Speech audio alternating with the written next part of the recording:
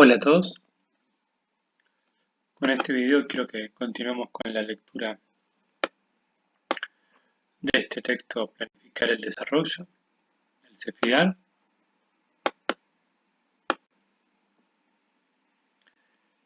Esta vez vamos a centrarnos más en el punto 2.2, la planificación del desarrollo en Asia.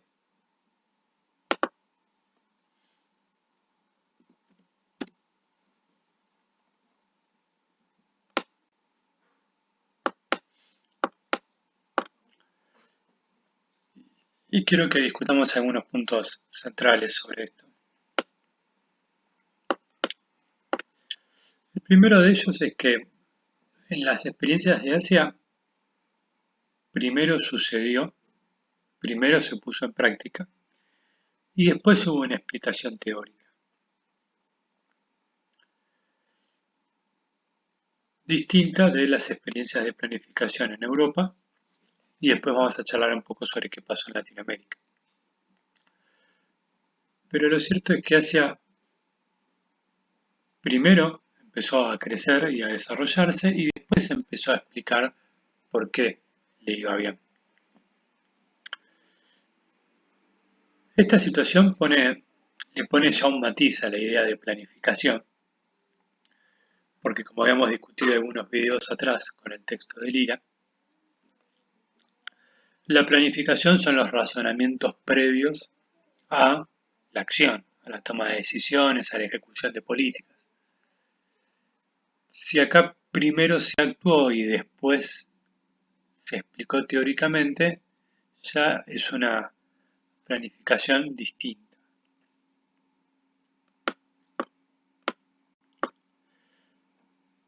Sin embargo, el desarrollo de los países del sudeste asiático estuvo marcado por un elevado nivel de involucramiento del Estado en la conducción del proceso. ¿Sí?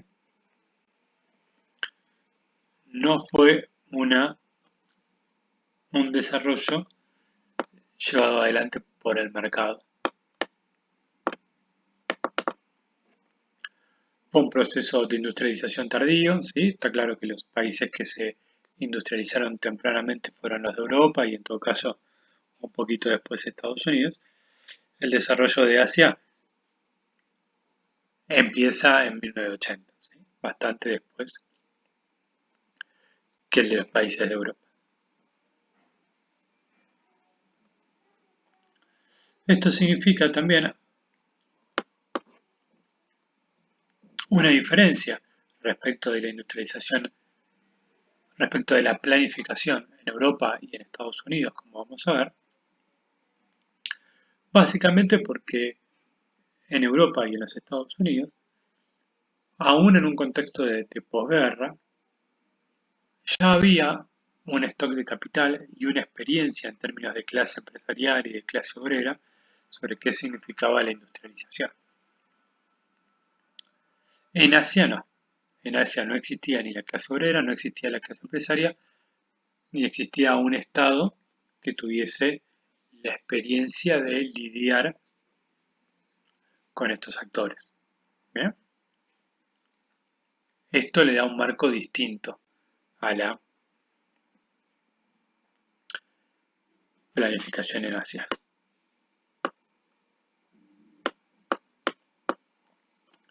Un rasgo característico del desarrollo de los países asiáticos fue su orientación al comercio internacional. ¿Bien? Con lo cual fueron experiencias que no se limitaron a los instrumentos de protección, a la suba de aranceles, cupos, etc., sino que buscaron, además de proteger a la industria nacional, que la misma tenga la capacidad de competir internacionalmente. Esto se hizo a través de condiciones macroeconómicas. Acá el instrumento central es el tipo de cambio. La mayor parte de los países de Asia que se desarrollaron tuvieron un tipo de cambio competitivo.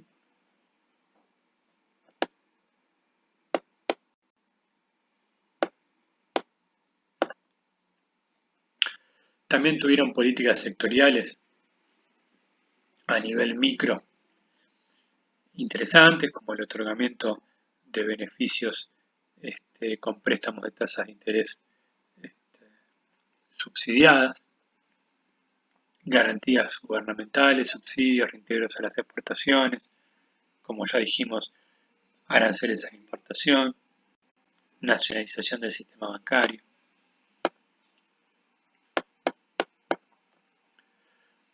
Por el lado de la articulación público-privada aparecen actividades de investigación y desarrollo de laboratorios estatales con resultados transferidos al sector privado, la orientación de la educación en base a los requerimientos de la economía, la autorización de ingeniería reversa para algunos productos,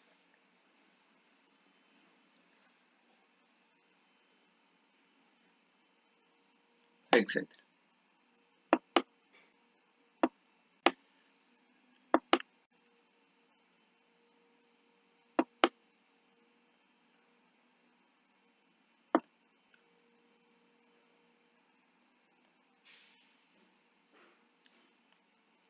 Un punto muy importante es que buena parte de los países del sudeste asiático que se desarrollaron recientemente fueron a través de regímenes autoritarios. En el caso de Corea del Sur y Taiwán, los más importantes.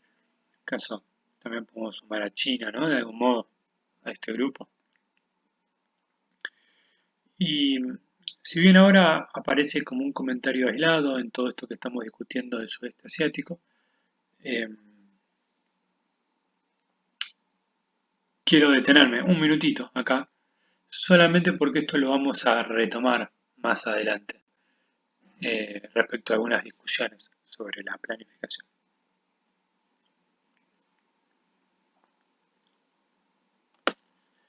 Aparece este concepto, el concepto de planeamiento disciplinario o política industrial disciplinaria, que también es importante y que tiene que ver con que selecciona también que se vea este párrafo que está resaltado mientras se lo comento, tiene que ver con que todos los instrumentos de incentivos, beneficios, etcétera, que daban los gobiernos de los países del sudeste asiático, tenían puesto una serie de objetivos y si las empresas o los actores del sector privado no lograban cumplir con esos objetivos, el beneficio caducaba, se caía. ¿Sí? Por eso se llama planeamiento disciplinario. En términos sencillitos, la principal exigencia que pusieron estos países es que lograsen exportar. Si lograban exportar, le mantenían los beneficios, pero si no lograban exportar, no se los mantenían. Esta es sin duda la diferencia más importante que tuvieron con la experiencia de planificación de Latinoamérica, que todavía no la vimos, pero la vamos a ver en los próximos videos, y que es una diferencia sustantiva y relevante. ¿Sí? Entonces, si una empresa tenía, por ejemplo, un arancel, se beneficiaba por un arancel de importaciones y eso le garantizaba cierto dominio del mercado doméstico, esa empresa tenía puesta por el gobierno una meta de exportación y si no lograba cumplir con la meta de exportación, le iban reduciendo el arancel que los protegía en el mercado doméstico.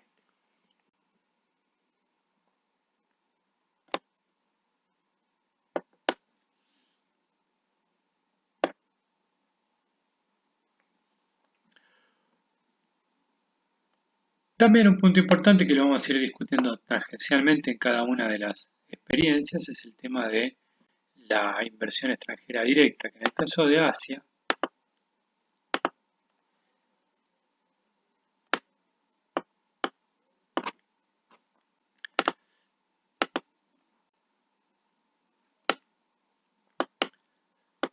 la inversión extranjera directa no fue relevante. ¿Bien?